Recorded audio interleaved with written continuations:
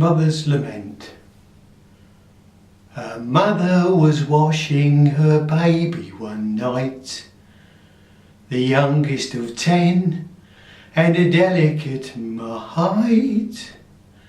The mother was poor and the baby was thin. 'Twas naught but an skeleton covered in skin. The mother turned round for the soap off the rack. She was only a moment, but when she turned back, the baby had gone, and in anger she cried, "Oh, where has my baby gone?" The angels replied, "Oh, your baby has gone down the plug hole. Oh, your baby has gone down the plug.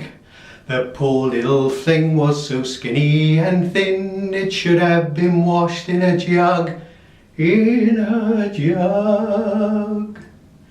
Your baby is perfectly happy. He won't need a bath anymore. He's a-mucking about with the angels above, not lost but gone before."